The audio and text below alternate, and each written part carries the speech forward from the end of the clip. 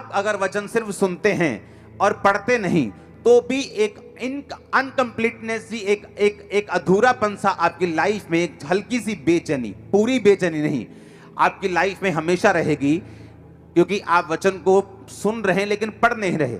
जो लोग सुनते भी नहीं पढ़ते भी नहीं वो तो बेचैन रहते, उसमें कोई शक नहीं। उनको ना तो अपने फ्यूचर का पता है, ना वो उनको डर है कि मेरे को कैंसर ना हो जाए, मेरे को बीमारियां ना हो जाए, मेरे को ये ना हो जाए। वो हर टाइम में डरा रहता है, क्योंकि बाइबल कहती है वो विश्राम में नहीं है और परमेश्वर के साथ सहभागिता में नहीं है। लेकिन अगर एक व्यक्ति बाइबल पढ़ रहा है, हाँ, और सुन भी रहा है, क्योंकि सुनना भी जरूरी है, सिर्फ पढ़ना जरूरी नहीं है। क्योंकि अगर आप सिर्फ बाइबल पढ़ते रहें तो बाइबल के प्रकाश आपके ऊपर उतरने बंद हो जाते हैं। अगर आप एक ऐसे व्यक्ति को नहीं सुनते जिसके ऊपर परमेश्वर ने बाइबल के प्रकाशों को किया हुआ है, जब एक प्रकाश पाया हुआ व्यक्ति आपको प्रीच करता है तो सडनली परमेश्वर आपकी स्पिरिचुअल आइज को भी ओपन करता है कि जब आप बाइबल पढ़ेंगे आप भी उसी मसीह के साथ बाइबल पढ़ पाएंगे जिस मसीह के साथ मैं आपको प्रीच कर रहा हूं, जिस मसीह के साथ मैं पढ़ रहा हूं, जिस आत्मिक आंखों के साथ मैं पढ़ रहा हूं। जब आप इस प्रीच को सुनेंगे आपकी अपनी स्पिरिचुअल आइज और आपके परिवार की भी ओपन हो रही है right now in Jesus name. Praise the Lord. सभी को जय मसीह की।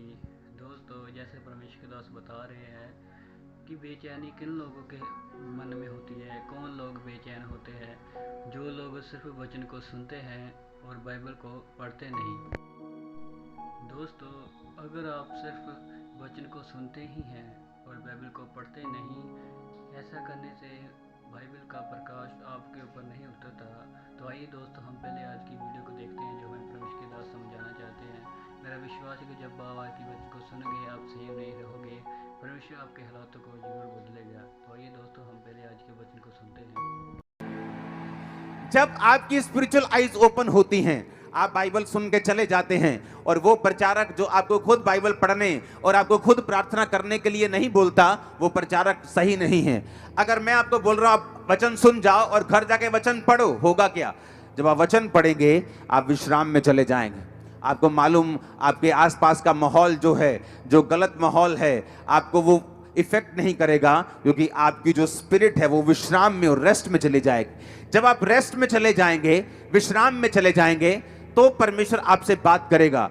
आपके उस बच्चे के लिए जो नशा करता है, आपके बिजनेस के लिए जो आप आगे लेके जाना चाहते हैं, आपके कैरियर में आपके किधर जाना चाहते हैं, आपकी सेवकाई के लिए कि परमेश्वर आपको गाइड करेगा वो कैसे बढ़ेगी, हर एक चीज के लिए परमेश्वर का आत्मा आपकी अगुवाई करना शुरू कर देगा जब आप रेस्ट में चले जाएंगे। अगर आप रेस्ट में नहीं हैं तो आप परमेश्वर की बात नहीं सुन पाएंगे, आप स्वर्ग नहीं मिस करेंगे। क्योंकि अगर आपने यीशु मसीह को ग्रहण कर लिया, बपतिस्मा ले लिया, तो हम स्वर्ग मिस नहीं करते। लेकिन धरती पर भी एक मकसद है परमेश्वर का आपको भेजने का, और जब आप उस मकसद को पूरा करते हैं आप खुद भी रोशनी पाते हैं और आपके लोग, आपका परिवार भी रोशनी पाता है। इसलिए परमेश्वर ने कहा तू बच, तेरा घराना बचाया जाएगा। क्योंकि जब तू कनेक्शन कर लेगा और तू जग जाएगा, तू ऑन हो जाएगा, तेरे लोग भी रोशनी पाएंगे, तेरा परिवार भी रोशनी पाएगा, तेरे बच्चे भी रोशनी पाएंगे, तेरा भाई भी रोशनी पाएगा, क्योंकि तू मेरे साथ कनेक्टेड हो चुका है। आमीन।